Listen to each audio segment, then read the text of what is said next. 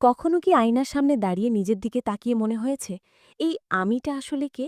এই যে সাজসজ্জা, এই যে রঙিন পোশাক, এই যে সমাজের চোখে নিজেকে সেরা প্রমাণ করার এক অনন্ত প্রতিযোগিতা, এসবের আড়ালে আমার আসল সত্তাটা কোথায় হারিয়ে গেল? মারিয়াও ঠিক এই প্রশ্নটাই নিজেকে করেছিল। সেদিন বাইরের আকাশটা ছিল মেঘলা, কিন্তু মারিয়ার মনের আকাশটা ছিল তার চেয়েও বেশি অন্ধকার।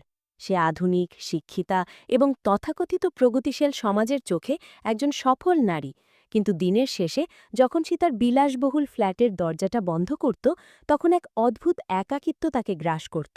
মনে হতো হাজারো মানুষের প্রশংসা আর লাইক কমেন্টের ভিড়ে তার আত্মাটা চিৎকার করে কাঁদছে এক ফোঁটা শান্তির জন্য। সে অনুভব করত সে যেন একটা পণ্য। সবাই তার সৌন্দর্য দেখে, তার স্টাইল দেখে, কিন্তু কেউ তার রুহ বা আত্মাকে দেখে না। সে নিজেকে প্রশ্ন করত, হে মারিয়া, তোর সৃষ্টিকর্তা কি তোকে শুধুই মানুষের চোখে তৃপ্তির জন্য সৃষ্টি করেছেন, নাকি তোর জীবনের উদ্দেশ্য এর চেয়েও মহৎ কিছু? আজ আমরা শুনব মারিয়ার গল্প, বা হয়তো এটা মারিয়ার গল্প নয়, এটা হয়তো আমার, আপনার, অথবা আমাদেরই কোনো বোনের গল্প, যে এখনও অন্ধকারের অতল গহ্বর থেকে আলোর দিকে হাত বাড়াতে চাইছে। মারিয়া বড় হয়েছিল এমন এক পরিবেশে যেখানে দিন পালন করাকে মনে করা হতো সেকেলে বিষয়। নামাজ পড়া হতো বটে, কিন্তু তা ছিল শুধুই অভ্যেসবশত। আর পর্দা, সেটা তো ছিল অনেক দূরের কথা। তার মা তাকে ছোটবেলায় বলতেন, মন ঠিক থাকলেই সব ঠিক, আগে নিজের ক্যারিয়ার গড়ো, পরে ওসব দেখা যাবে। মারিয়া সেই কথাটাই বিশ্বাস করে নিয়েছিল। সে ভাবত হিজাব বা বোরকা মানেই হয়তো পিছিয়ে পড়া। সে ভাবত তার সৌন্দর্য ঢেকে রাখলে তার ব্যক্তিত্ব হারিয়ে যাবে। কিন্তু যতই দিন যাচ্ছিল, এক অদ্ভুত অস্থিরতা তাকে পেয়ে বসছিল। অফিসে বা ভার্সিটিতে যখন পুরুষ সহকর্মীরা তার দিকে তাকাত, সেই দৃষ্টিতে সে সম্মান খুঁজে পেত না। সে দেখত লালসা, সে দেখত বিচার।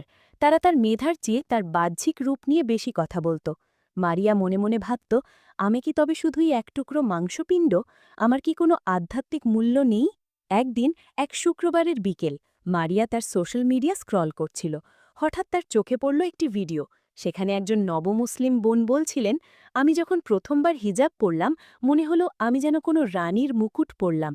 পৃথিবী আগে আমার শরীর দেখত, এখন তারা আমার চিন্তাকে দেখে। আমি এখন আর কারো ভোগের বস্তু নই, আমি আল্লাহর আমানত। কথাটা মারিয়ার হৃদয়ে তীরের মতো বিঁধল।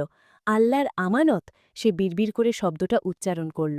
তার চোখ দিয়ে অজান্তেই পানি গড়িয়ে পড়ল। সে দৌড়ে গিয়ে আলমারি খুলল। হাজারো রঙিন পোশাকের ভিড়ে সে খুঁজছিল এমন কিছু যা তাকে আবৃত করবে, যা তাকে তার রবের কাছে প্রিয় করে তুলবে। কিন্তু হায়, সেখানে শরীর ঢাকার মতো মার্জিত কোনো পোশাক ছিল না। সেদিন ফ্লোরে বসে মারিয়া অনেক কেঁদেছিল। সেই কান্না ছিল অনুশোচনার কান্না। সেই কান্না ছিল ফিরে আসার আকুতি। সেই রাতের পর থেকে মারিয়া কোরআন পড়তে শুরু করল অর্থসহ। সে এতদিন কোরআনকে শুধু একটি আরবি বই মনে করত, কিন্তু এখন সে দেখল এ তো তার রবের পাঠানো প্রেমপত্র, এ তো জীবন পরিচালনার গাইড বুক। পড়তে পড়তে সে সূরা আল আহজাবের ৫৯ নম্বর আয়াতের সামনে এসে থমকে গেল, যেখানে আল্লাহ রাব্বুল আলামিন তার প্রিয় হাবিব সাল্লাল্লাহু আলাইহি ওয়াসাল্লামকে বলছেন, হে নবী, আপনি আপনার স্ত্রীগণকে, কন্যাগণকে এবং মুমিনদের নারীগণকে বলুন, তারা যেন তাদের চাদরের কিয়দ অংশ নিজেদের ওপর টেনে দেয়। এতে তাদের চেনা সহজ হবে, ফলে তাদের উত্ত্যক্ত করা হবে না। সূরা আল আহজাব ৫৯। মারিয়া আয়াতটি বারবার পড়ল। তার মনে হল যেন আল্লাহ সরাসরি তাকেই সম্বোধন করছেন। আল্লাহ তাকে রক্ষা করতে চাইছেন, তাকে সম্মান দিতে চাইছেন। আল্লাহ তাকে উত্ত্যক্ত হওয়া থেকে বাঁচাতে চাইছেন। মারিয়া তখন ইতিহাসের পাতা উল্টাতে শুরু করল। সে জানতে পারল সেই মহীয়সী নারীদের কথা যারা ছিলেন এই উম্মার মা। সে জানল মা আয়েশা রাদিয়াল্লাহু আনহার কথা, জানল খাতুনে জান্নাত ফাতেমা রাদিয়াল্লাহু আনহার কথা।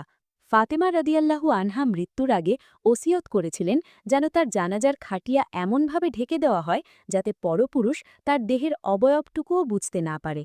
চিন্তা করুন, যিনি জান্নাতের সর্দারনি, তিনি মৃত্যুর পরও নিজের পর্দার ব্যাপারে কতটা সচেতন ছিলেন। আর মারিয়া, সে জীবিত অবস্থায় হাজারো পরপুরুষের সামনে নিজেকে উন্মুক্ত করে রেখেছে। লজ্জায়, অপরাধ বোধে মারিয়ার মাথা নত হয়ে এলো।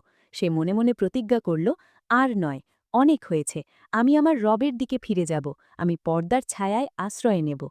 সিদ্ধান্ত নেওয়া সহজ ছিল, কিন্তু তা বাস্তবায়ন করা ছিল এক কঠিন পরীক্ষা। পরের দিন সকালে যখন মারিয়া প্রথমবার হিজাব পরে আয়নার সামনে দাঁড়াল, তার নিজেকে খুব অচেনা মনে হল। শয়তান তার কানে ফিসফিস করে বলছিল, তোকে কেমন যেন বুড়ো লাগছে, মানুষ কি বলবে, তোর বন্ধুরা তোকে হাসাহাসি করবে, তুই কি সত্যি এটা পারবি? মারিয়া ভয়ে কেঁপে উঠল। তার মনে হল সে যেন এক বিশাল যুদ্ধের ময়দানে একা দাঁড়িয়ে আছে। সে স্কার্ফটা খুলতে উদ্যত হল। ঠিক তখনই তার মনে পড়ল মুসাব ইবনে উমায়ের রাদিয়াল্লাহু আনহুর কথা, যিনি দিনের জন্য নিজের বিলাসিতা ত্যাগ করেছিলেন। মনে পড়ল সুমাইয়া রাদিয়াল্লাহু আনহার কথা, যিনি সত্যের জন্য জীবন দিয়েছিলেন। আর সে সামান্য মানুষের কথার ভয়ে পিছিয়ে যাবে? মারিয়া চোখ বন্ধ করে দীর্ঘশ্বাস নিল। সে বিড়বিড় করে বলল, হাসবুনাল্লাহু ওয়া নেম্মাল ওয়াকিল, আমার জন্য আল্লাহই যথেষ্ট এবং তিনি কতই না উত্তম কর্মবিধায়ক। সে বাসা থেকে বেরোল। রাস্তায় নামতেই যেন পৃথিবীটা বদলে গেল। যে দোকানদার আগে তার দিকে হাঁ করে তাকিয়ে থাকত, আজ সে চোখ নামিয়ে কথা বলল। বাসে ওঠার সময় কেউ তাকে ধাক্কা দিল না। কিন্তু আসল পরীক্ষা শুরু হলো অফিসে। তার কলিগরা তাকে দেখে থমকে গেল। একজন বলেই ফেলল, কি ব্যাপার মারিয়া, হঠাৎ হুজুর হয়ে গেলে নাকি, কোনো মানত আছে?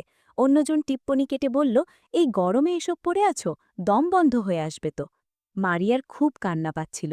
অপমানে তার কান গরম হয়ে উঠছিল, কিন্তু সে কোনো উত্তর দিল না। সে মনে মনে ভাবল, হে আল্লাহ, আমি এই গরম সহ্য করতে পারব, কিন্তু আমি জাহান্নামের আগুন সহ্য করতে পারব না। তুমি আমাকে শক্তি দাও। সেদিন দুপুরে লাঞ্চ ব্রেকে সে বাথরুমে গিয়ে অনেকক্ষণ কাঁদল, কিন্তু সেই কান্নার মাঝেও সে এক অদ্ভুত শান্তি অনুভব করল। মনে হলো সে আজ আল্লাহর হুকুম পালন করার জন্য কষ্ট পাচ্ছে। এর চেয়ে বড় সৌভাগ্য আর কি হতে পারে? দিন গড়িয়ে মাস পেরোল। মারিয়ার জীবনের কোলাহল কমে এলো, কিন্তু তার হৃদয়ে প্রশান্তির এক ফল্গু ধারা বয়ে যেতে লাগল। সে লক্ষ্য করল তার জীবন থেকে অপ্রয়োজনীয় মানুষগুলো সরে গেছে, কিন্তু তার সাথে যুক্ত হয়েছে এমন কিছু মানুষ যারা তাকে আল্লাহর কথা মনে করিয়ে দেয়। আগে সে ঘণ্টার পর ঘণ্টা আয়নার সামনে ব্যয় করত, এখন সে সেই সময়টা ব্যয় করে কোরআন তিলাওয়াত বা ইসলামী বই পড়ায়। তার সৌন্দর্য এখন আর বাজারের পণ্য নয়, তা এখন মহামূল্যবান রত্ন, যা সুরক্ষিত থাকে ঝিনুকের ভিতর। একদিন তার মা, যিনি শুরুতেই পরিবর্তনের বিরোধিতা করেছিলেন, তিনি মারিয়ার পাশে এসে বসলেন। মারিয়ার মাথায় হাত বুলিয়ে বললেন, তোকে এখন অনেক বেশি সুন্দর লাগে রে মা, তোর মুখের দিকে তাকালে এখন আমার মনটা শান্ত হয়ে যায়, মনে হয় তোর মুখে মুখে এক পবিত্রতার নূর খেলছে। মারিয়া মায়ের কোলে মাথা রেখে হাসল। সে বুঝল এটাই সেই ইজ্জত যা আল্লাহ প্রতিশ্রুতি দিয়েছেন।